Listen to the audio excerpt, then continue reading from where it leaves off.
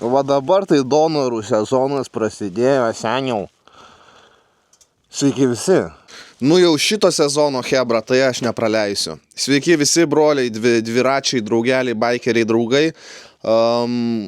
Nežinau, ar patiks kažkam šitas epizodas, gal ne. Pasižiūrėsim toks pasitestavimus, žinai, bet žodžio esmė toje, kad Babila nusipirko motociklą. Kokį? Pasižiūrim. Sustojau čia tarp Semeliškių ir Pastrėvio. Buvau pas močiutį biškį nuvažiavęs. Stotelį sustojom, tai žodžiu, Aprilyje RS 660. Pasižiūrim, gal žinai, iš toliau viską. 21 metų aparatas. Šiaip žiauriai norėjau litro, ieškojau litrą. Prieš tai turėjau Kawasaki ZR 750, tai norėjusi dar galingesnio, bet supratau, kad už mano biudžetą geresnio nenupirksiu. Tai kiekgi man kainavo šitą pirdą? 5500 eurų. Tai litro tu tokių metų nenupirksiu už toją kainą. Pilną faršą, žodžiu, turim. Turime skidelį, žinai, tokį va. Bim, seni. Turim visokius režimus, ABS-ai, taip toliau. Dafiga čia prifarširuota tos elektronikos palyginus su mano senu lavonu. Tai nežinau, galbūt kažkam bus įdomu, galima padaryti visokius aptarnavimus, tepalai, grandinės, žinai, priežiūros. Galbūt motociklo valdymas, counter steering, pratimai visokie, žinai, galbūt kažkam bus įdomu, nes aš nesu profesionalas, tikrai gink dieve, ne. Esu važinėjęs vieną sezoną, tai čia yra mano jau antras sezonas. Tai daug dalykų, galiu pasakyti, kad nemokinau mokyklose, daug dalykų tu turi pats ir labai svarbių dalykų. Tai jeigu kažkam įdomu, žinai, galima bus pafilmuoti, parašyk komentarą, žinai. Tai va, o mes ką, lipam jaučiu ant moco ir važiuojam, prasivažiuoju biškį. Tai pirmas dalykas, kas mane užknisa su motociklininko gyvenimu, tai apranga. Kol tu viską apsirengi, žinai, kol tu viską pasidarai. Tai žiūrėk, jau ir suprakaituoji, tai apranga, kaip ir minėjau. Moto Day, ačiū jiem labai. Man kas patiko, kad atvariai tau viską paaiškino, žinai, ką daryti ir tau jokių daugiau klausimų nekyla. Ką tik grįžau hebra iš Moto Day, tai viską susipirkom. Pagaliau, koks yra geras jausmas turėti pilną ekipuotę, full gear. Tai, žodžiu, viską hebra susipirkau. Absoliučiai, tai gal pradėkim nuo viršaus. Šalmas Shoei NXR2. Pošalmis toks, žinai, kažkoksai. Šitas kaip jisai pirštinaitės, gali įdomu kažkam, žinai, brandai, nežinau, modelį, Gloves RSR5 Revit, tepaliuko dar pasiėmiau, batukai Revit, taip pat, toks modeliukas, bim, kelnes, kelnaitės, yra tiek kelio apsaugos, tiek klubo apsaugos, pilno, žinai, apsaugos, taip kažkaip, ir viršūnėlą. Revit Bats Control RH2O. Tai nu žiauri faina, pagaliau žiauri geras stafas dirba, viską padeda, viską absoliučiai. Gerai. Kūriam aparatą. Parašykit, ar patinka tokio tipo video. Tai ką, nežinau, prasivažiuojam, pašnekėsim kažką dar, ne? Galbūt įdomaus. Tikiuosi.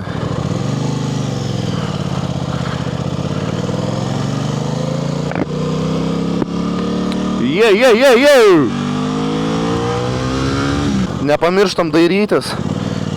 Visada motociklą vairuojant. Man patiko pasakymas, kad įsivaizduok, kad tavęs nieks nemato.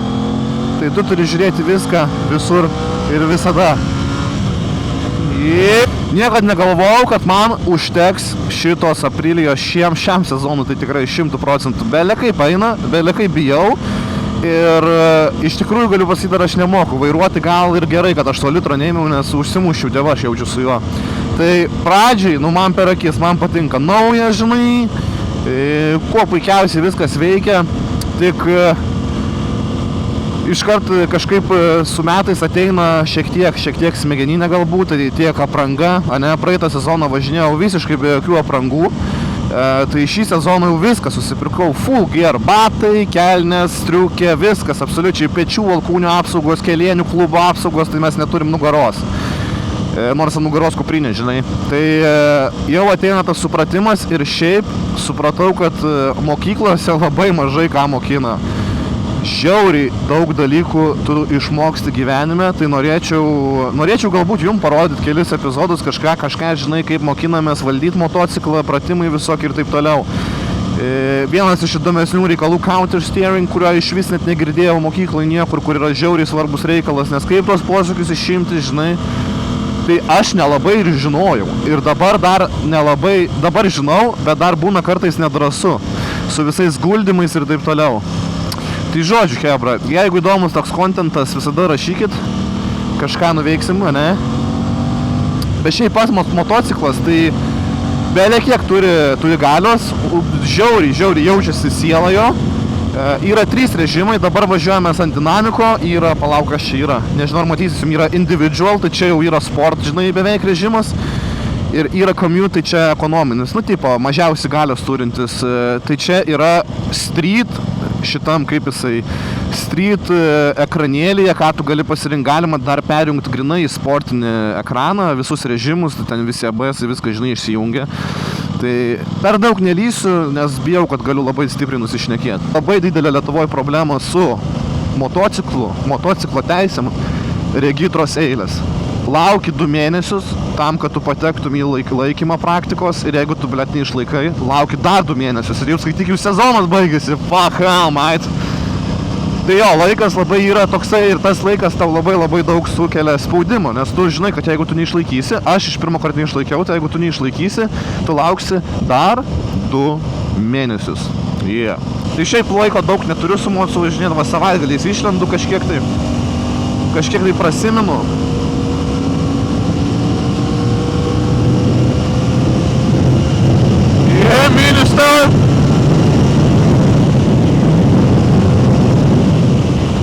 Nenupis nuo vaizdo vaikų. Pažiūrėkit, ką jie daro, blėt, debilai šitie. Kurva, daunai, blėt. What the fuck are you doing, man?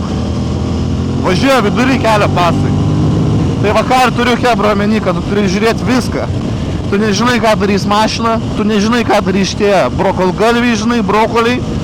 No offense, tiesiog sakau, kaip yra. Tu nežinai, ką jie darys. Vaikai, šunys, gyvūnai, žinai, tu duobė kelyje. Tu turi, man dėl to patinka motociklas, kai tu su mašina važiuoji, seni. Tu ragelį sėdi. Ir visada žmonės galvoja, kad motociklininkai, žinai, tai yra pavojingai vairuoti. Seni. Labiau už motociklininką gatvėse, tai aš nežinau, kas dar labiau yra susitelkęs į vairavimą. Tu visada žiūri į kelią, tu nesinaudoji jokiais telefonais, tu turi viską žiūrėti. Tu kiekvieną duobę matai, tu ją apvažiuoji. Ir nežinau, man nepatinka, kai stumia, žinai, motociklininkų, aš pats kaip ir toksai, tai kartais būna, žinai, pasilėsiu, bet jo, kažkaip gal pavydą žmonių neįsivaizduoju, bet motociklė turi visada būti 100% dėmesys, turi būti į vairavimą, į kelią, į motociklą, į valdymą ir taip toliau, ir taip toliau. Ir dar turėti didelį kiek patirties. Tai va, aišku, viskas svarbiausia daryti su protu, nes kaip ir minėjau, su šitų mocu, tai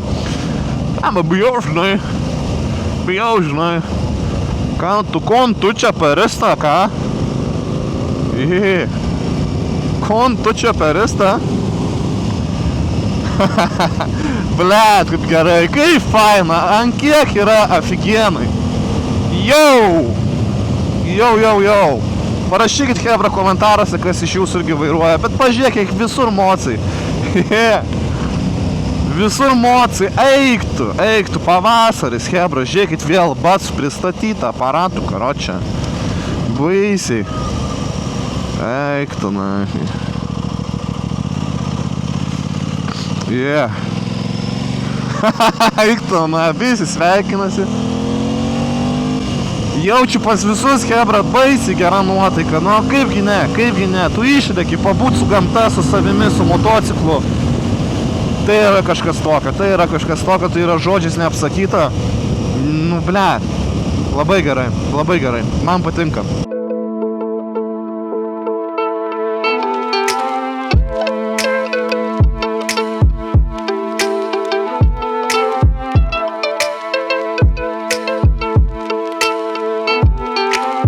Bля, aš tikiuosi nenukris nuo šitą kamerą, man.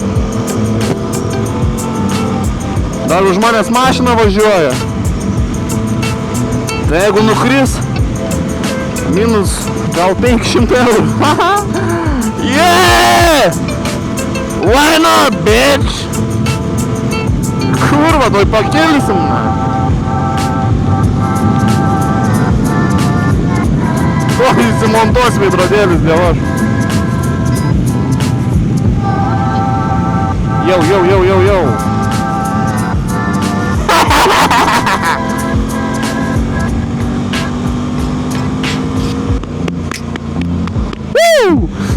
Čia šiaip yra šitas, kaip jisai autopilotas dar, žinai. Blemba, emocijos, sen. Yeah!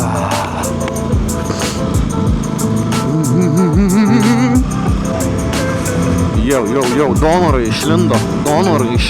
Tuoj donorišką manevrą atliksi.